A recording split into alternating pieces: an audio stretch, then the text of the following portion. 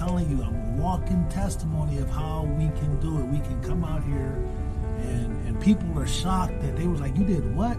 And I was like, yes.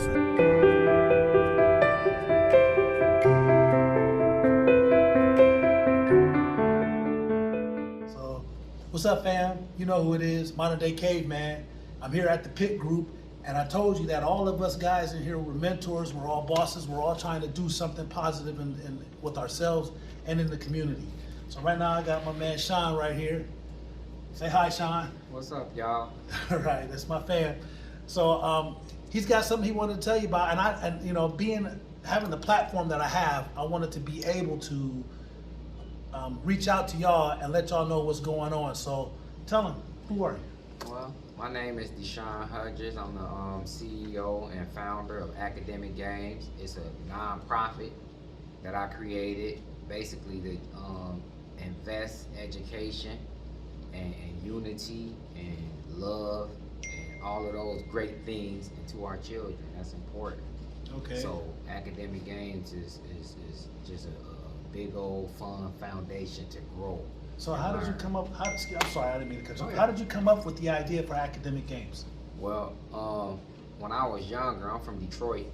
I'm from Detroit, Michigan, and when I was younger, like around 12 or 13 years old, I participated in Academic Games. It was a math competition that like all the schools in the area bus, like they'd send like 4 kids apiece, 4 children apiece to one location where everybody would compete in the math competition.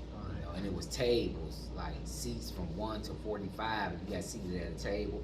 If you won, you moved up a table. If you lost, you moved back a table. So as a kid, you was exposed to something like this as a kid. Yeah. All right. Yeah. So you already said why you're doing it, right? So what are you doing? Tell me what you're doing. Well, July 29th, from 12 to 5, we doing a summer event, Academic Games. Academic Games is endorsing a summer event where we're gonna have children between the ages of 5 and 12 years old compete in spelling bee/math competition. Okay. No sports, all academics. That's important. That's important that we invest learning it.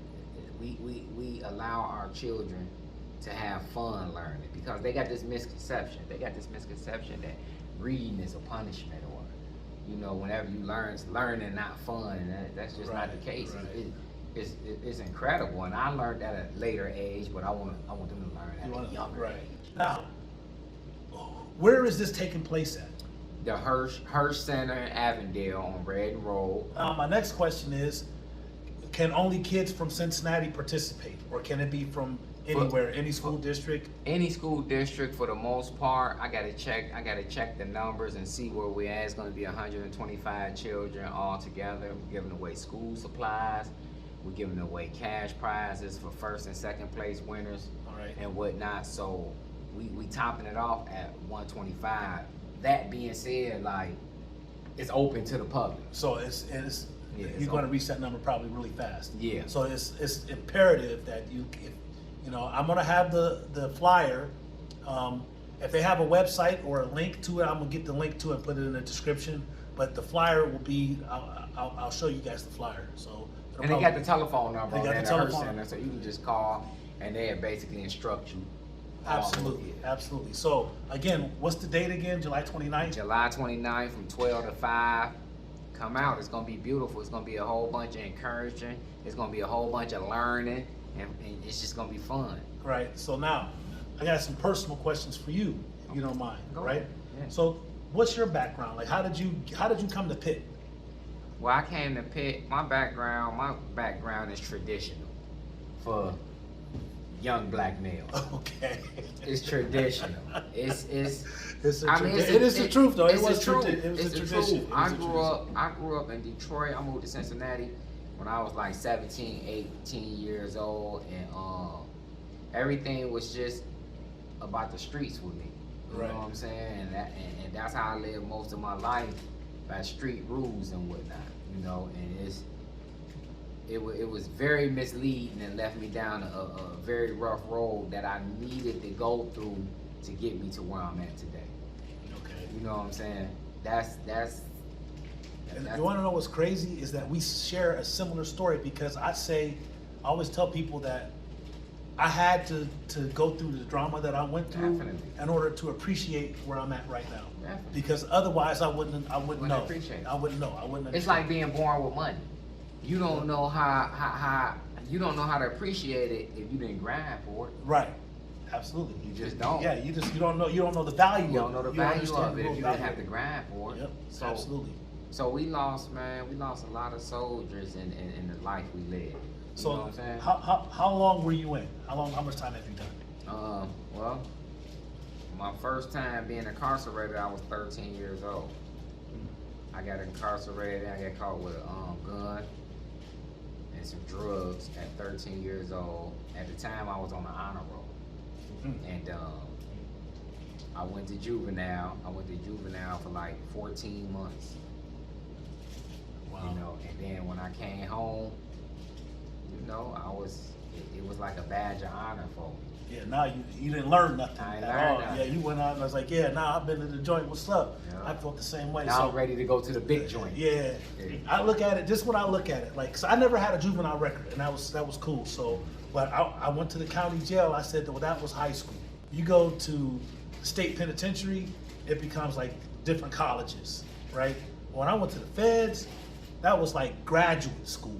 Yeah. You know what I'm saying? Like, I learned more about crime and criminals in the feds than anything, but I also learned how to get educated. Right. You know, in the feds. It was like, it honed me into what I am today, the federal system. And I like that it did it, because I utilized the system. That's what you did. You Yeah. utilized the system. That's the difference. Right. You utilized the Yes, system. I utilized You the system. so at some point in time while you was incarcerated, you discovered that you was able to control your own Yep. My destiny. destiny. Yep. And once you realize, Yep. like, yo, I'm in control. Right. You stop it Yep. cut down on all the weird, stupid stuff. And you look at things differently. You look at it start differently. looking at it, instead of you coming out of that criminal mindset, and you start looking at it from a whole different aspect. And the energy that we expanded trying to stay out of jail, you know what I'm saying, or trying to, commit crimes, trying to move like that, I focused that energy on bettering myself. That's right. And now look at us. You know what I'm saying? But you had to get to that point. Yeah, you had and to. prison got you to that Yeah, point. prison got me to that Because if you wouldn't have went to prison, and I'm not saying try this at home. I'm not saying go to prison to change. No. Right. Don't go to prison. Don't go to change. prison. That's the You could change out here. Just because you go to prison, don't mean that you're a bad person. Right. That's not what that means. right. And you don't have to go to prison to be screwed up in the head and confused and Right. misled, and your beliefs and your values is out of tact. You Right. know what I'm saying? And when I say that, like, I'm nobody judge or anything like that, but I know the decisions I make. If I'm making these decisions and I keep going to prison, I know I'm making the wrong decision. Right. I can't justify that. Right. So now, that's how we got here. Right. Right. We realized that the mistakes that we made can stop somebody else from having to go to prison. And that's what I say to the youth. And that's why I'm glad you're doing this program, is because I hope they use our mistakes, the mistakes that, like you said, use me as an example on what not to do. Right. We've made that mistake so they don't have to. And now we're trying to sharpen the iron. That's right. That's what we're doing. Iron sharpens iron. So once again, I just wanted to tell you, when is it? July 29th, Hirsch Center. He got the flyer. It's at Hirsch from 12 to 5. Come on out, man. We're going to have a ball. The kids going to have a ball. The grown people, y'all can do what y'all can feel however y'all want to feel. The kids Don't gonna bring have a no ball. weed down there, Yeah, man. Don't hey, bring no listen, weed down the there. kids going to ball.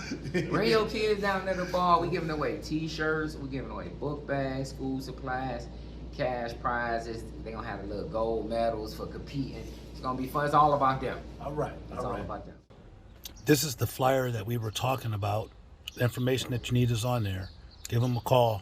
So, well, I hope you guys come, man. You know I gotta say it. Don't forget to like and subscribe to my channel. And don't forget to hit the notification button. I know you love that, man. I know you love that. Remember, God loves you, so do I. Peace. That's One right. love.